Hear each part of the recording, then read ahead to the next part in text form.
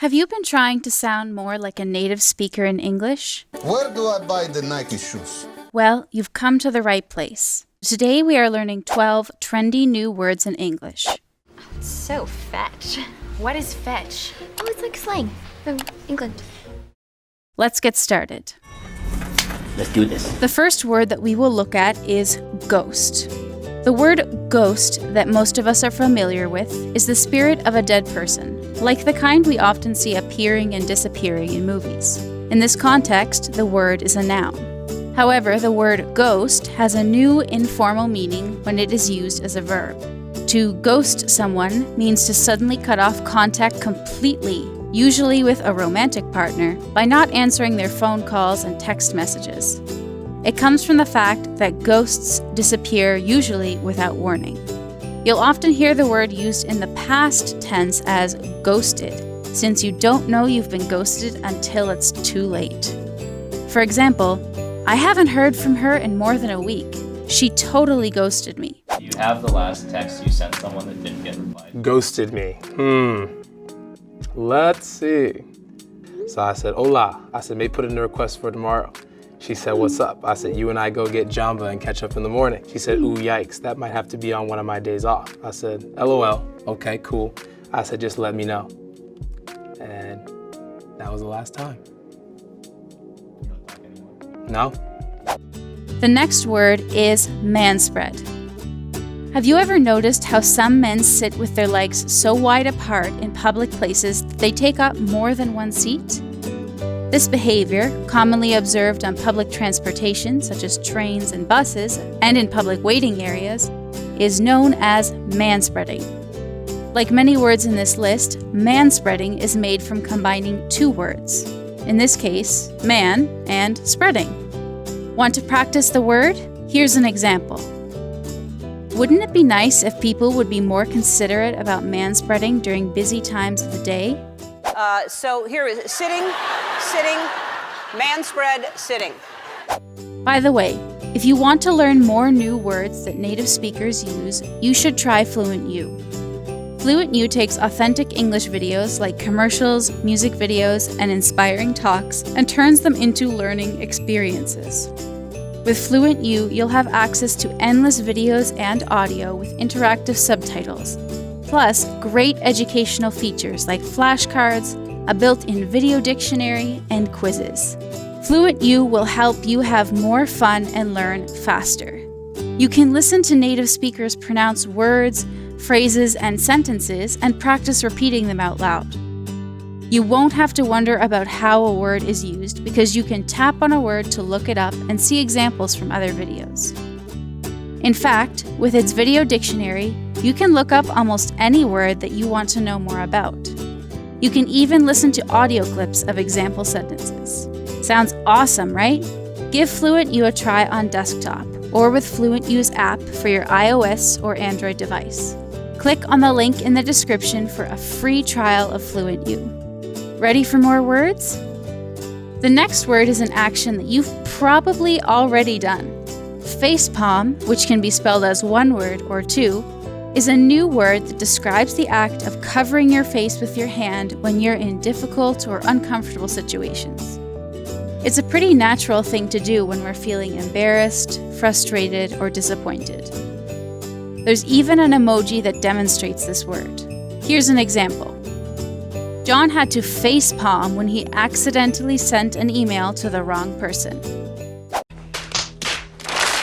The most delicious word in this list is undoubtedly froyo. That's right, it's not hard to figure out that froyo is short for frozen yogurt, a cold dessert that's similar to ice cream and a bit healthier. Make sure you use this word properly in sentences.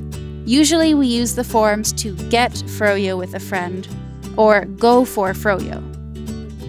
For example, let's get froyo after class today. I've gotten 12 ounces of froyo before that is essentially going to fill up the entire cup. Speaking of food, have you ever been hangry? I know I have. Hangry is a combination of the two words hungry and angry, and it means when you're in a bad mood and feeling frustrated because you're really hungry. Sometimes English learners struggle to distinguish between the words hungry and angry, so this word can be challenging. Let's practice the pronunciation. Hangry. Hangry. If you want to use this word in a sentence, you could say this: I haven't eaten anything all day. I'm definitely hangry. That she starts taking all the pizza and flipping them over. It definitely was because she was hangry. If you want to remember this word for later, click on the link in the description to get a free PDF of the words in this video with descriptions and examples. It's a great extra step to help you master these words, like this next one, photobomb.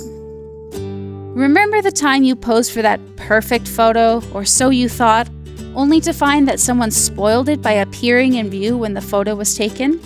That's a photobomb. The person who just ruined your photo is called a photobomber. They could either be a random stranger just walking by, or a prankster deliberately photobombing you.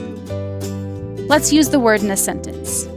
You wouldn't believe how hard it was to avoid photobombs when we were taking pictures at the beach. Here? Oh yes, well I get bored and a little restless, so I walk around a lot, and I made a sport of trying to find people taking their wedding photos, and then I would bomb them in public. Next, to binge watch is to watch many episodes of a TV series one after another without stopping. This word has become very popular because of online streaming services that allow you to watch as many episodes of a series as you want. The word binge by itself means to overdo something and can have a negative connotation.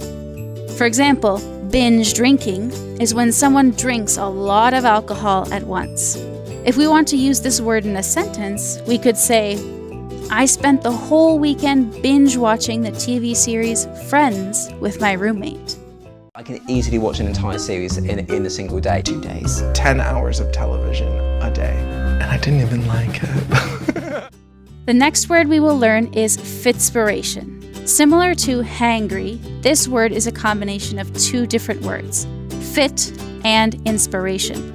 But what does it mean? At the end of each year, we take time to plan our goals for the new year.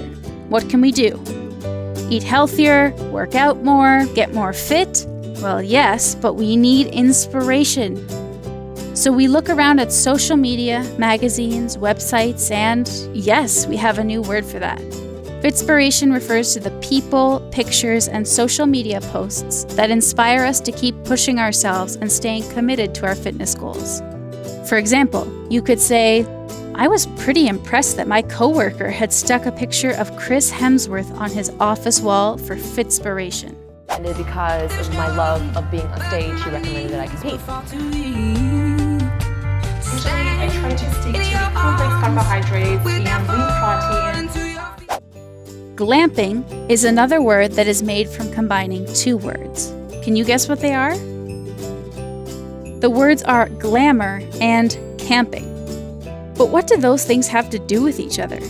People who don't like the idea of camping in the outdoors with no proper facilities like toilets will be happy to know that there's now an activity called glamping. Glamping refers to camping that comes with all the modern facilities that you can think of, like nice bathrooms, electricity, fridges, and other special facilities, like seen in this video.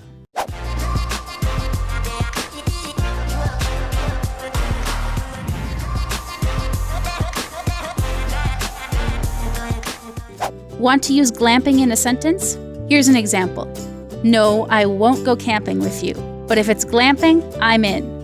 Now, have you ever given someone a disapproving look with sideways glances of your eyes? This is called giving someone the side eye, to show you're annoyed and don't approve of them or their behavior. Here's an example. I had good reason to give him the side eye. He just kept yawning in front of me with his mouth open. Mommy, we're going to Disneyland! Oh my god! One of the last words we will learn today is fast fashion. In the world of fashion, the term fast fashion refers to the concept of big-name stores constantly creating new fashion trends and selling cheap clothing. Fast fashion also describes how, in order to maintain low prices, these stores use a low-quality fabric and often use cheap labor in developing countries. Because of this, the term fast fashion has a negative connotation. For example, you could say, "I need to stop buying clothes from the fast fashion industry. I know it's wasteful and supports low-paid labor." Of H&M, but I haven't been in here for many reasons, but today I decided we would walk in here. Last, let's look at the word staycation. Have you ever taken vacation days from work, but you chose to stay home instead of travel? Well, then you've taken a staycation. Staycation is another word that is made from combining two words, stay and vacation. Remember, staycation doesn't mean that you stay literally locked in your house during your holiday. More accurately, it means that you can do some tourist activities in your own hometown or enjoy one of your favorite restaurants at home. Well, there you have it. 12 brand new words from English that you can use to impress your friends. Feel free to play this video over again and pause it to practice your pronunciation. If you like this video, be sure to subscribe to FluentU for more great English learning content. See you next time!